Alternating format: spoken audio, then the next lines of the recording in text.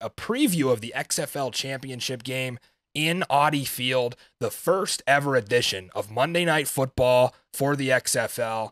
I was campaigning all year, get the Mannings out here. This is on ESPN2, where they're normally home during the NFL season. Can you imagine a Manning cast in the XFL with the access that provides, quarterback to coach communication, open mics, throw Peyton and Eli in there? We got to have it. Zook will tell you, there's never enough production that can be done. That's what we try here for Springball Boulevard. We don't want to overproduce, but there's always little wrinkles that can get added in. I think the XFL has done a great job at their production this year. You throw the Mannings on there, listen, they're not too good for it. They're good friends with The Rock. All right, that's their buddy DJ. So we want to see this going forward. This is going to be electric on Monday night. Under the lights, the DC Defenders 6-0 dating back to XFL 2020. I told all of you a few weeks ago, especially you people that were burying me in the replies. Oh, bias, homer, how dare you put DC above Houston? I was really hoping that it could be settled on the field between two 5-0 teams, and I said that before on the show. But Houston laid a goose egg against Seattle, and now they're off the extra rest. Wanted to point this out for a second. Remember, Seattle has played 2 Thursday games. That was Houston's first Thursday game on short rest. Ben DiNucci talked about it in his press conference, the Sunday, Thursday. A big reason we picked Seattle to beat Houston in this game you're seeing last Thursday was because they went through that flip already. Now, the Houston Roughnecks benefit on the back end because they were into Arlington early Friday morning. They get 2 days of full rest before the DC Defenders even got to play in St. Louis on Saturday night. So obviously we asked Liam Ryan about that. He said, yeah, it depends how you use that period, right? You got to use it the right way. Take advantage of that rest. Can't just sit around and eat a bunch of food, as he said. But I think this will benefit the Roughnecks here from a scheduling perspective. DC's been all over the place as far as their travel. So one thing that Houston won't be able to fix, I don't care how much rest they have, is replacing Jontre Kirkland. Reports surfacing Kirkland will miss the rest of the XFL season with a chest injury. Again, we've been pretty clean with these injuries all year. I mean, guys have been banged up, but for the most part, the league stars have been able to stay intact. And you know, we talked about Reed Sinnett and that tough injury. With Jontre Kirkland going out, this is a huge blow. I am so sorry for Jontre. I hate to see this. 15 catches, 253 yards, 4 scores through 5 games. What a treat to watch. And nobody's going to top his passer rating.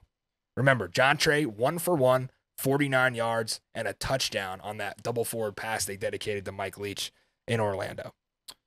Jontre Kirkland, big things coming in his future. Get well soon. So you're going to need one of these guys to step up, whether it's Justin Smith, Travell Harris, Deontay Burnett. They've all shown their flashes. A great wide receiver core in Houston. Back in week 2, I said these were the best receivers in the league. Without Kirkland, I think you probably move Seattle up into that category. St. Louis would have an argument as well, but still a loaded core here for A.J. Smith. And let's be honest, Brandon Silvers is going to throw at least 1 pick. This is what DC has done all year. You saw Michael Joseph with his 4 picks. Guys like DeJuan Neal, Santos Ramirez getting involved, Kentrell Bryce. We saw the new addition make a pick this week, the safety. So this Greg Williams defense is always going to create takeaways. This is what they're all about and what they have been all about all season. I think it's a safe bet, though, even though Houston hasn't allowed a 100-yard rusher all season. Pretty safe bet that DC is going to go over 100 yards anyway. In fact, I'll go as far as to say Abram Smith is going to end up doing that on his own, over 100 yards rushing. Rykel Armstead back in practice with a calf injury. That held him out last week. That's going to be huge for that running back room. And listen, we talked about to Liam Ryan, that DC line not getting enough credit, even through the injuries, week in, week out. DC using the run again, and they're going to end up being the pick for me here, Zook, as they are every single week. I just think too much Abram Smith, too much physicality up front. We talked to Liam Ryan about Tim Ward and some of the guys on the defensive side for Houston that he thought would star. And I assume you're going against me here because every week you've been reluctant to pick the DC Defenders. So what do? You go Houston Roughnecks, your squad. You're a closet Roughnecks fan. I'm putting it out there. I'm not a closet Roughnecks fan. They're not in your division. I'm just saying they've won me a few dollars here and there, So I think same thing. Bounce back week, Yeah. Some extra rest, too, as we talked about. extra rest. I trust in Wade Phillips to get this done. I think their rushing attack this week is going to surprise you. Absolutely. Well, we'll see. Max Borgi has been a stud. That DC run defense do the best to hold their own. Monday Night Lights, who is Mikey Manziel going with here? Damn it. I have no thoughts on that one. And that's why we're going to win. Well, I was hoping it wouldn't be DC across the board because that'd be trouble. But again, I guess we'll see you on Victory Tuesday this time. Won't be a Victory Monday. We've been getting used to those, but Tuesday night will be.